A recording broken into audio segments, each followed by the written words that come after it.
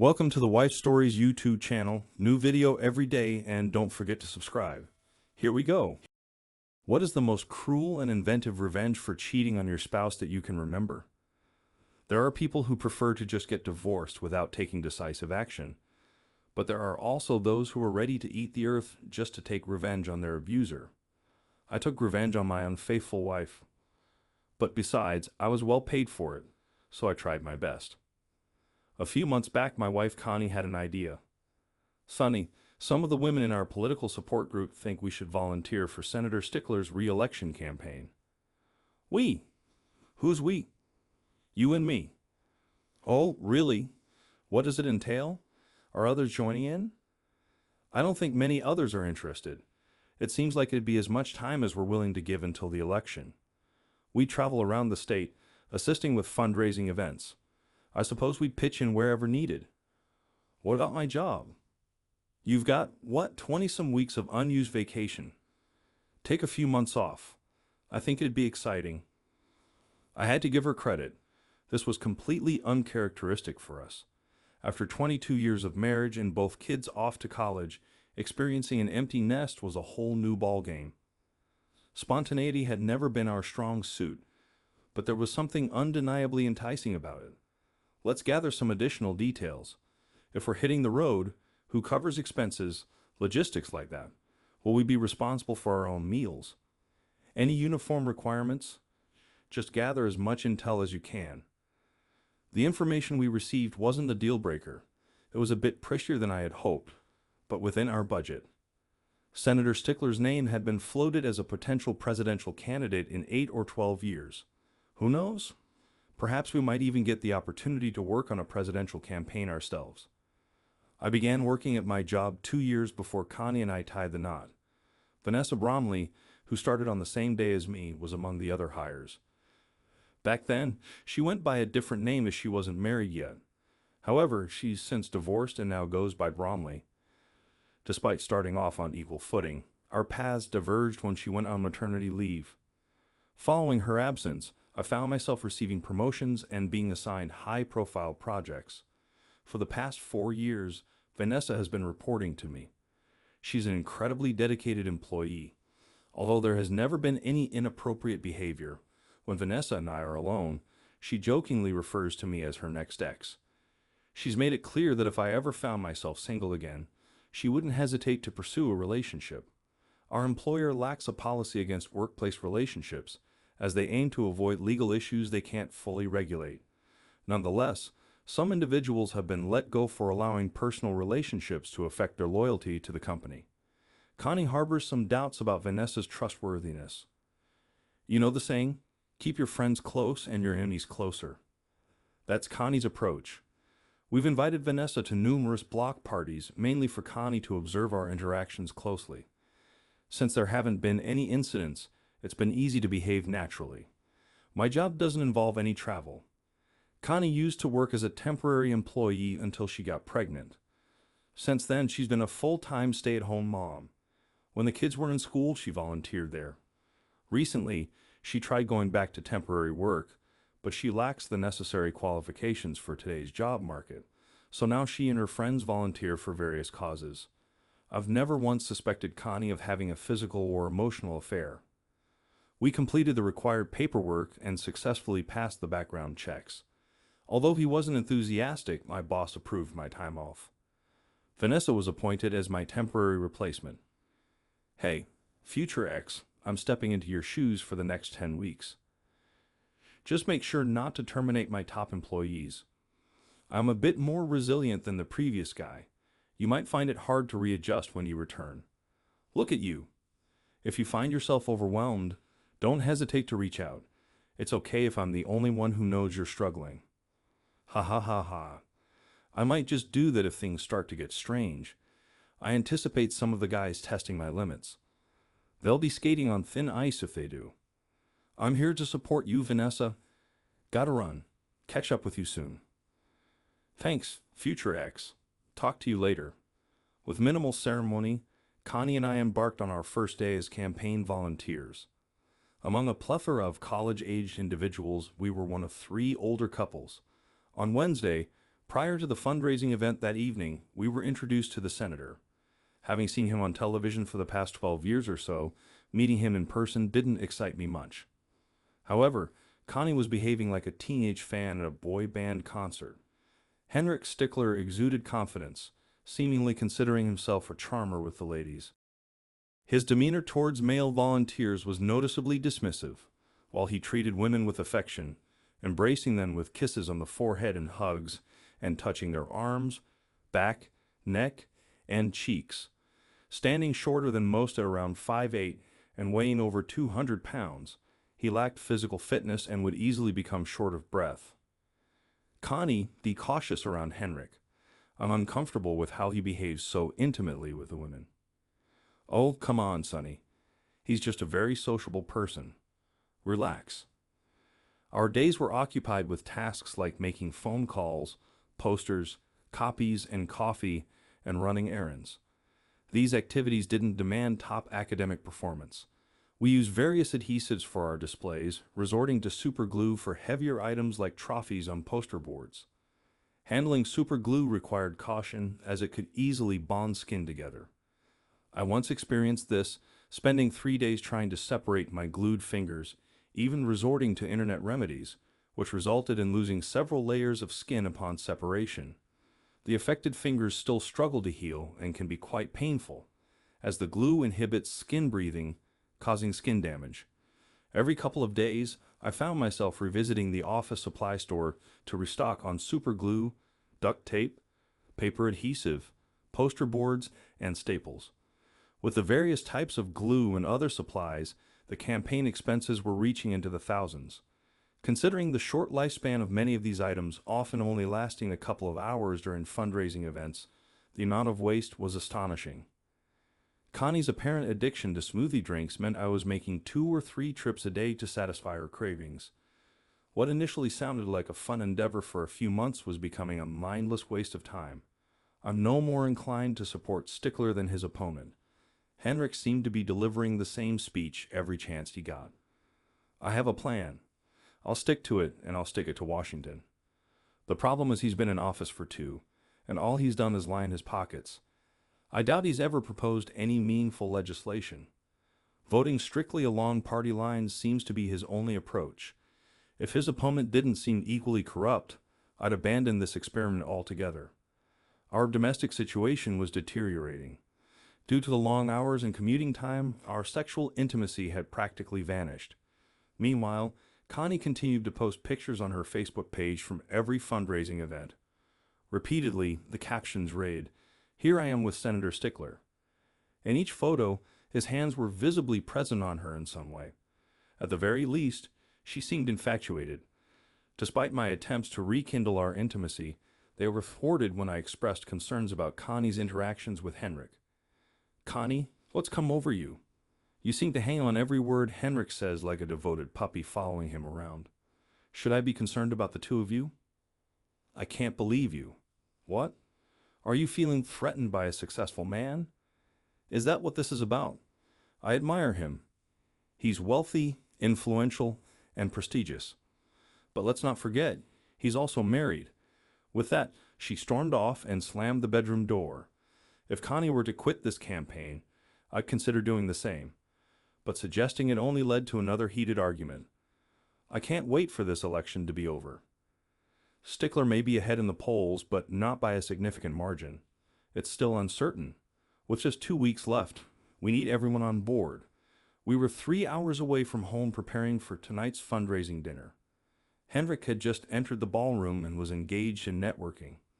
I held a stack of brochures to distribute later. Having just returned from picking them up, I hadn't yet seen Connie. "Are you Sonny, Tennessee's?" I turned to see a man holding a manila folder. "That's me. How can I assist you?" "My name isn't important. You can call me James. I work as an investigator for some individuals interested in Senator Stickler losing the election. I have evidence that might persuade you to join our cause." Feeling uncertain, I glanced around, seeing no one paying us any attention. James persisted. "Come with me." As we walked toward the hotel lobby, my world began to unravel. "Sonny, your wife and Henrik are having an affair." Over the past 4 weeks, she's visited his suite 9 times just before fundraising dinners. The pictures in this folder document her arrivals and departures on those occasions. I also have photos from this afternoon's encounter on my phone. He left first, while she stayed to shower. She exited his suite about 10 minutes ago. James displayed the pictures from today. My stomach churned and I felt on the verge of hyperventilating. You might want to sit down before you browse through the photos in the folder. We managed to capture their personal meetings twice. I couldn't go through with it. My marriage is over, but I couldn't bear the thought of those images lingering forever. How can I be certain these scenes aren't orchestrated? I suppose you can't be certain. He's rather deviant and enjoys leaving marks on his partners. If you doubt me, take a look tonight. See if it resonates with you. Henrik slips a room key card to her, which she tucks into her sweater pocket. Then she seeks you out, assigning you a task that takes you away from the premises. When you return, she's freshly intimate, and you're none the wiser. If you pay close attention, you might realize that whatever you were sent to retrieve was available since noon, yet you were instructed to fetch it after 4 p.m. About 90 minutes before each fundraising dinner, I'm dispatched to collect documents or make purchases. Today was no exception. Despicable. The receipt for the brochures I collected today indicates they were ready this morning. Well, you've piqued my interest. Why enlist me? Among the many women Henrik is involved with, we believe you're not one to passively accept this. We're uncertain about the others. You've assessed me accurately. I won't go down without a fight. James expressed a desire to witness the loud and obvious breakdown of the marriage. He offered me $10,000 for the moral damage it would cause me. He showed me an envelope, presumably with cash. I sighed in disappointment. Opening the folder of pictures, he showed shocking scenes. She gave up a 22-year marriage for this jerk. Taking the envelope with the money, I muttered, "Not today, but chaos will begin very soon. You can count on it." Inside is also the business card of one of our lawyers, who is ready to represent you on a voluntary basis. James added with a smile and left. I hid the envelopes in the trunk of my car, making sure that there really were $10,000. The lawyer's ID was in my wallet. I lost interest in supporting the campaign, so I didn't go into the ballroom until after the event. Why did this happen? I felt sick. How could I mean so little to her? Happily ever after was not part of my plans. Seething with anger, I retrieved the attorney's business card and dialed his office. Grant, the attorney, answered, and our conversation proved to be highly productive. He was responsible for drafting the divorce petition, and his unexpected advice caught me off guard. "Sonny, if your retaliation involves the police, keep silent. Immediately involve me," Grant cautioned. "Thank you for the guidance, Grant. I haven't made up my mind yet, but violence isn't my style," I replied. "He's a formidable adversary, and once provoked, who knows how low he'll stoop," Grant warned. For the next 2 hours, I racked my brain for revenge schemes. Countless ideas swirled, but executing any of them seemed impossible. I resolved not to serve Connie until I exacted my retribution. "Where have you been all this time? Don't you ever pick up your phone anymore? I was incredibly worried that something terrible had happened to you." "I wasn't feeling well. I think I misplaced my phone. Are you ready to leave? We still need to help with the cleanup." "I'm leaving. Are you coming with me or getting your own ride?" "Just go. I'll catch up with you later." On the way, the workers were accommodated in budget motels. Feeling crushed, I drove the 3 miles to my room, allowing me time to stew in my anger. I had warned her, so she deserved whatever consequences were coming her way. I craved revenge not only on Connie, but also on her despicable lover. Hopefully, I could sabotage his chances for the election. The more suffering I could cause, the better. Connie returned to the motel more than 2 hours later, clearly intoxicated. At that point, I no longer cared. In the morning, I got ready before everyone else. We were going home for a couple of days before the next fundraising dinner. Connie was still sleeping in her nightgown and underwear. I pulled back the blanket to look for traces on her body. She suddenly woke up. "What the hell are you doing? After the way you behaved yesterday, you won't get anything like this." I didn't want to be intimate with her. I just wanted to check for bite marks. My heart sank when I saw several of them. It was all over. I'm going home in 15 minutes with or without you. Connie missed the shower and complained incessantly throughout the 3-hour drive home. I really got on her nerves. It's funny that you think I'm paying attention to this. I've never heard such a barrage of profanity. Anyway, the problem here is me. If I thought I could get away with it, I'd open her door and throw her out at 70 miles an hour. When I returned home, I found that our dog Sausage had become unusually sluggish, which prompted me to urgently take her to the vet. Anything to ease the tension that had arisen between us at that moment. While waiting in the examination room, I noticed a bottle of chloroform on the table, and out of nowhere it would seem I had a sinister idea to take revenge. I took the bottle unnoticed. After the Sausage was injected with an antibiotic, I returned home, resigned to the loss of some cash. Despite the enormous difficulties, I tried to maintain the appearance of a normal life. After enduring 48 hours of silence and eating alone, I managed to sneak away for an STD test, unable to remember our last close bed meeting. Given her tendency to promiscuous relationships, I didn't want to have health problems because of her. The journey to my final fundraiser, spanning 4 hours, was marked by a chilly silence, with scarcely a word exchanged except for occasional requests to stop for restroom breaks. At times, I entertained the idea of pulling over and suggesting a soil percolation test instead. The tranquility of the silence far surpassed the alternative of enduring her complaints about how I failed to appreciate Stickler's statesmanship. Each time I contemplated my plan, a smile crept onto my face. Could you try to be more positive? Your recent attitude has been dreadful. Understood. I believe Henrik is doing a fine job ruining this campaign without any assistance from me. It won't be long before one of his admirers publicly indulges him. Goodness, you're so petty. He's a true gentleman and a competent leader. Your envy is transparent. At approximately 3 p.m., I handed Connie the smoothie she had requested earlier. This particular one was generously laced with a laxative, ensuring some digestive activity in the hours to come. Now the anticipation begins. Observing Henrik around 4 p.m., he handed Connie a hotel room keycard. Just as the investigator had indicated, she retraced her steps to where our coats hung. Like clockwork, she slipped the keycard into her sweater pocket. Connie then made her way toward me, and to my surprise, I was tasked with fetching brochures from a store roughly a mile away. Waiting for the right moment, I discreetly retrieved the keycard from her sweater while she was preoccupied.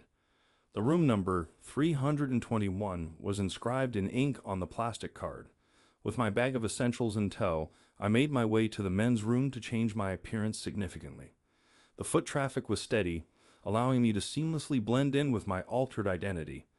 Concealing my bag of essentials under my loose-fitting shirt, I stationed myself near the third-floor stairwell door, pretending to engage in a phone call. After 10 minutes, the target entered the room. Shortly thereafter, the woman hastily exited the elevator, frantically searching her sweater for the key. She knocked on the door several times before Henrik answered, forcefully pulling her into the room. I gave them a minute to start the party before casually heading to their door. After stopping for a while, I heard my wife's happy screams. It was terrible for my ears. Putting on protective gloves, I inserted the keycard into the slot. When the light turned green on the door, I entered the room noiselessly. It was a suite, and from my vantage point, I could watch the scene unfolding in the bedroom. It wasn't my wife.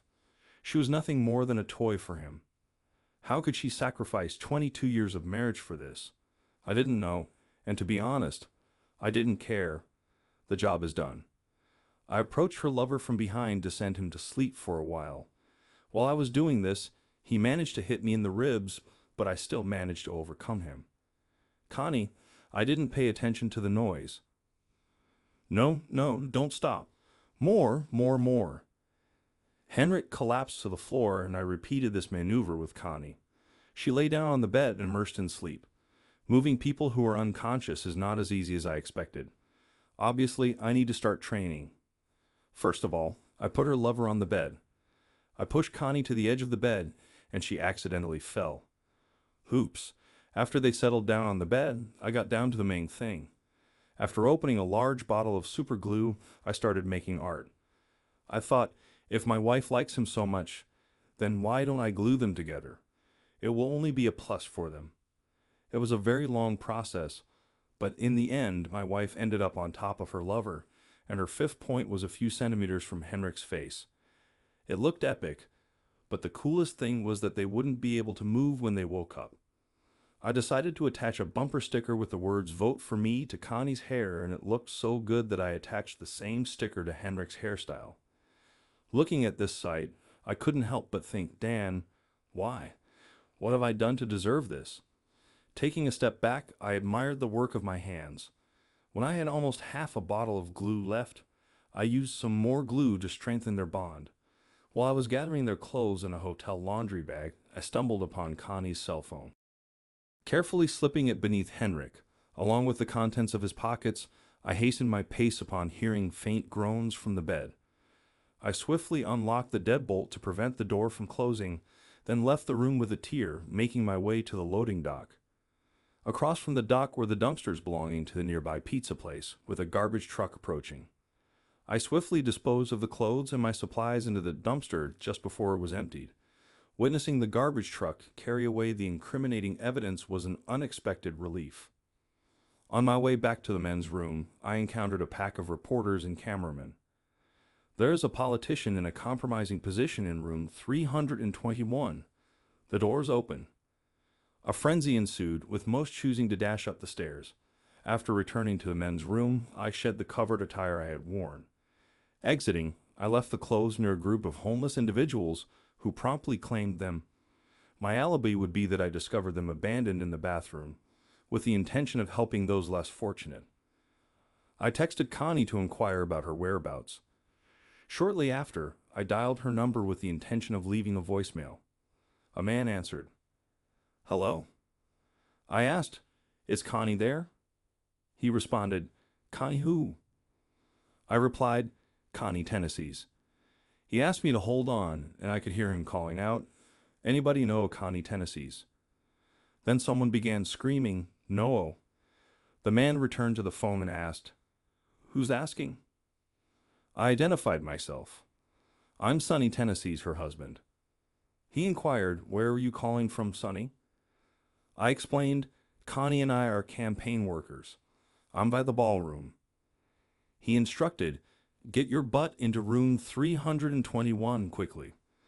The phone abruptly lost connection. I ascended the stairs quickly to the third floor.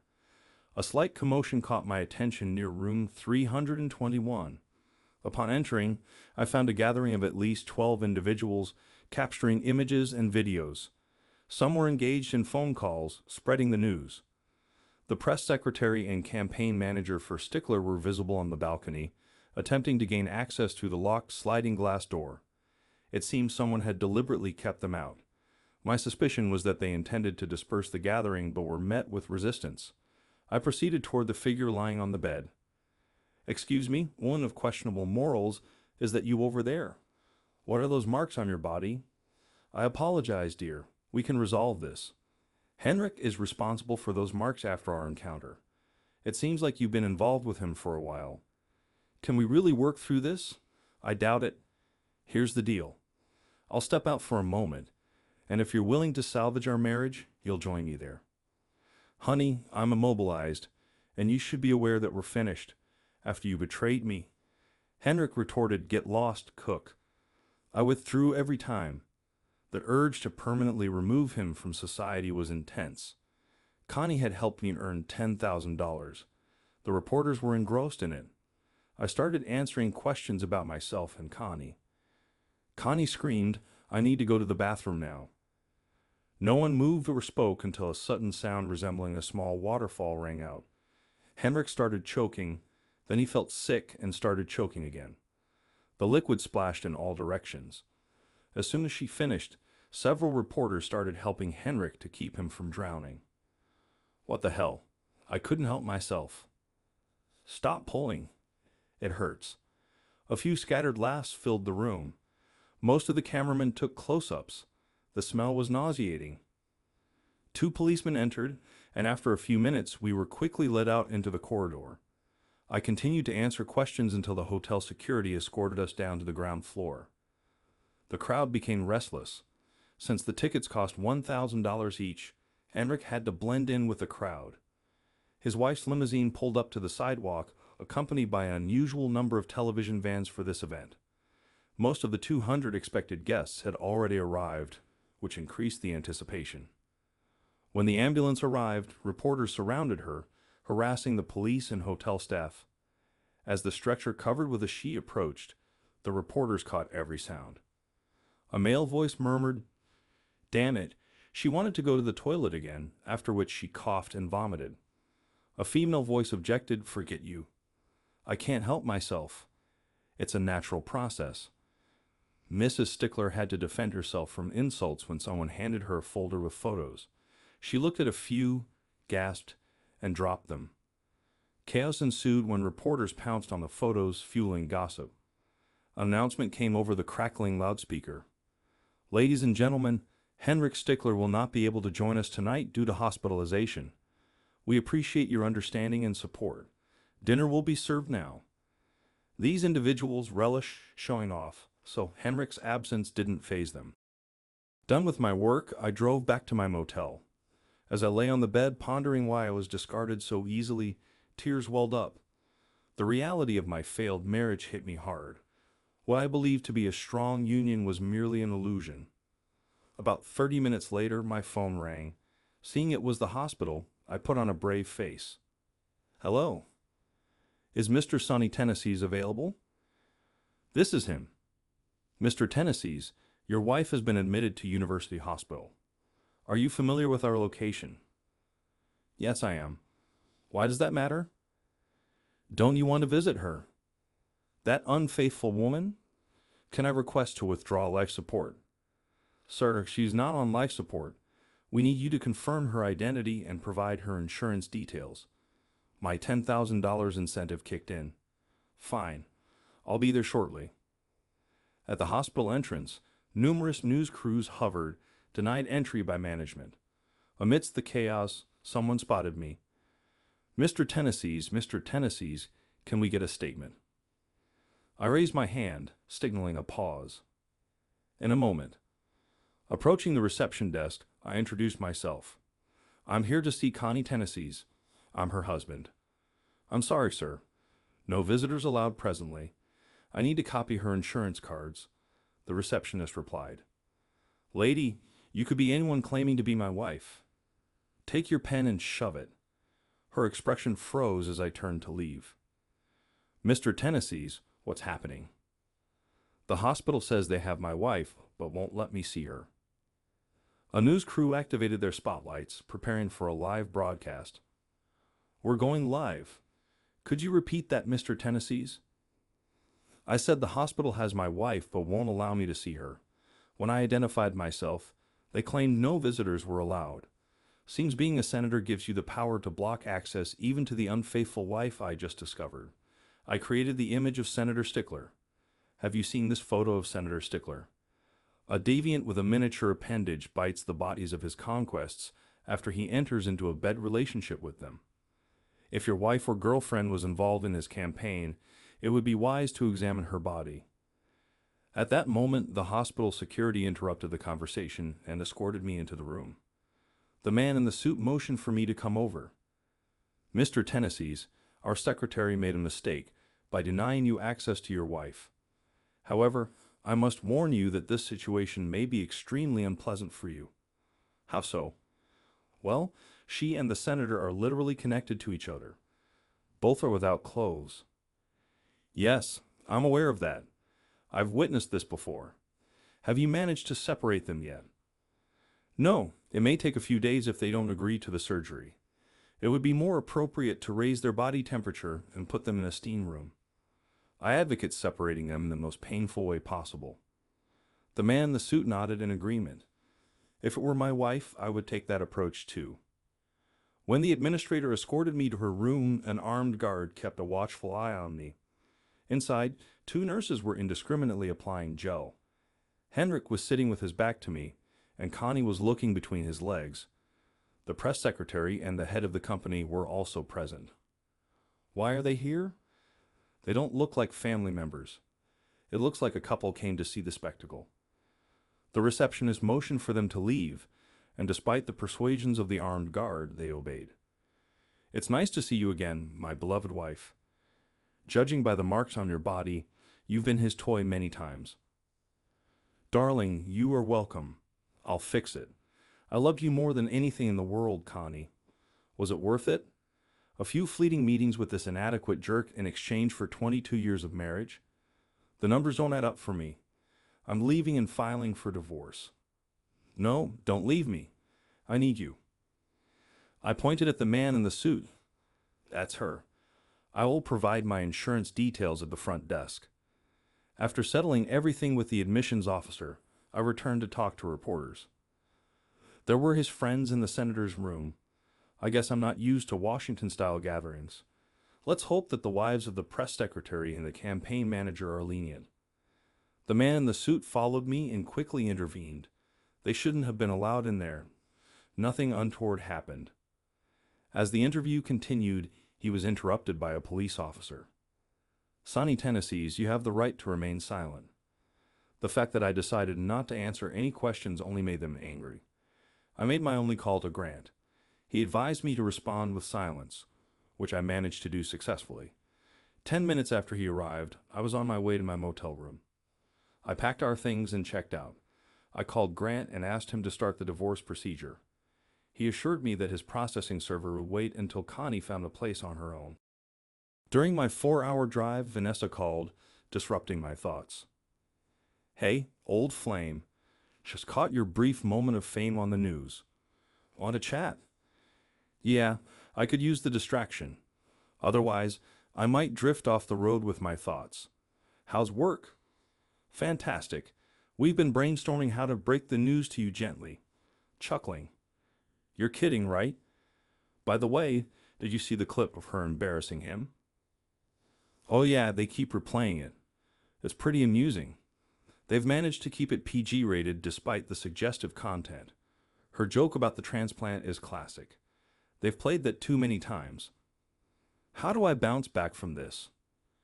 You don't. You whisk me away, and we live happily ever after. I'll do my best to drag you along. That sounds incredibly tempting. It needs to be more than just tempting. When are you getting back in town? Probably after midnight. Well, there's a 2 a.m. flight to Vegas. I'll meet you at the airport. I hesitated for a moment. See you there. Yes, yes, yes. You're going to love the next few days. We talked for an hour until she had to pack and head to the airport.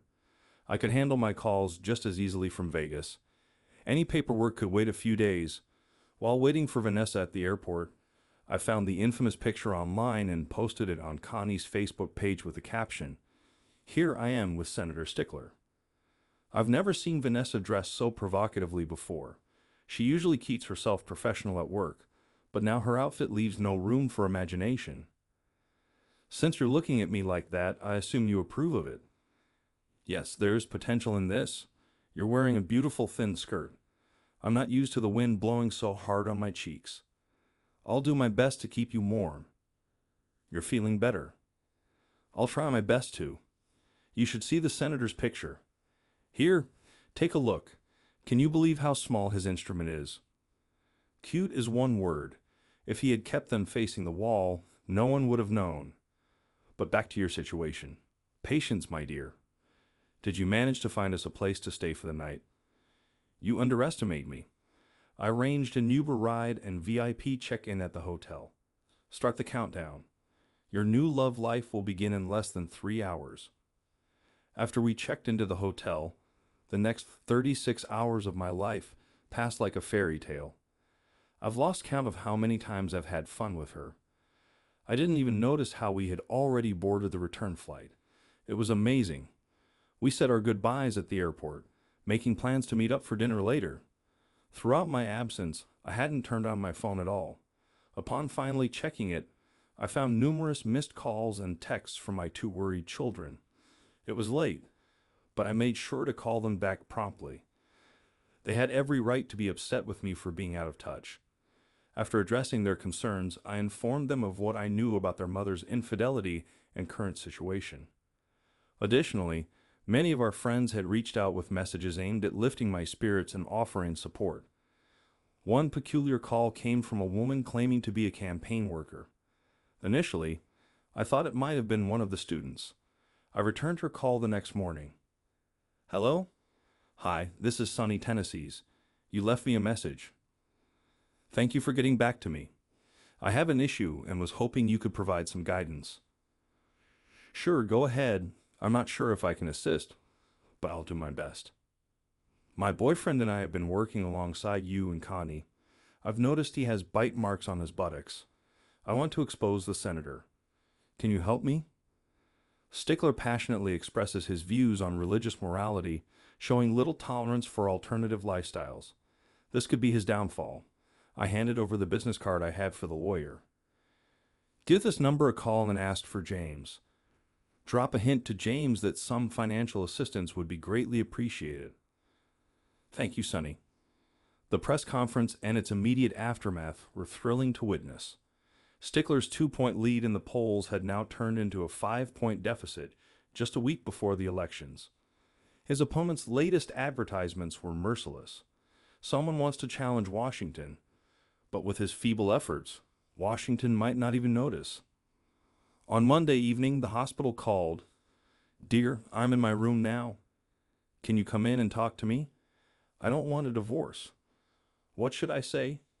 Should I bring the children? I have no intention of making peace. I'm sorry, Connie.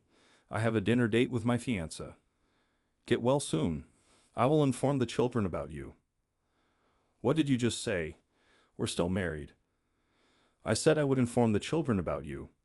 Maybe we'll talk later." "Honey, don't you dare hang up on me." When I hit the end button, I called my future wife. Vanessa picked up the phone. "How is my future fiancé doing today? Would you like to have a drink together at night?" "Of course, come in." I went in to tell her the important news, but she decided to ask me first before I could speak. "What happened today?" "I quit. I hope you get my job on a permanent basis." "What did you do?" "Why?" "I can't treat you like a subordinate. I need a break. In addition, it will allow us to understand whether we are really made for each other." In the morning, when Vanessa left for work, I felt vulnerable, smiling outwardly but raw inside. I had recently signed up for a new phone and was updating the kids about what was happening. The remaining fundraising dinners had been canceled, and we hadn't heard from Senator Stickler since the fiasco on Friday night. Despite the incredible intimacy we shared, Vanessa and I both knew that we needed to slow things down if we wanted this relationship to work. We were fooling ourselves. Neither of us could bear to go more than a day without seeing each other. Who cares if it doesn't last? Our connection felt like a wildfire burning beyond control. Both children visited their mother at the hospital, where medical intervention required Henrik's anus and genital area to be incised for tube insertion.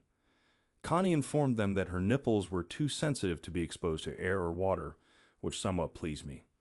As I inferred, Henrik must be experiencing even greater discomfort given the extensive application of adhesive to his private parts. Upon Connie's return home from the hospital, she discovered that I had already relocated my belongings to Vanessa's residence. It didn't take long for Connie to realize my whereabouts, as our children informed me of her frantic attempts to reach me. After Connie was released, my children convinced me to listen to her.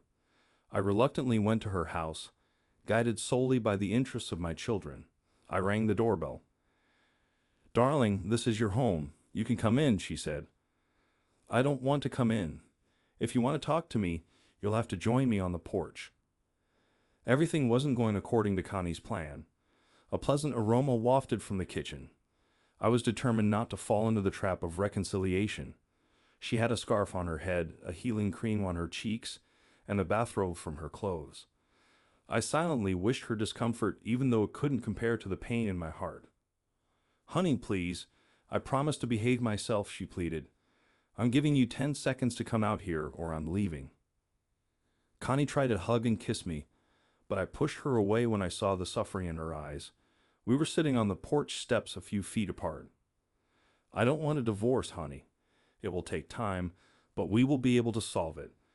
We've been together for 25 years, including our courtship, she said. So what? You didn't hesitate to give it all up? And for what? Tell me, for what? Tears were streaming down her face, and she was struggling to speak. I cannot find the words to adequately convey my deep remorse. I got carried away in the moment, but I realize now that's no excuse. What I did was unforgivable, and I'm pleading with you for another chance. That's not going to happen, Connie. Everyone I know now knows that you were involved with Stickler. They understand that I meant nothing to you. I won't subject myself to their sympathy or mockery. I plan to be with Vanessa, possibly even marry her.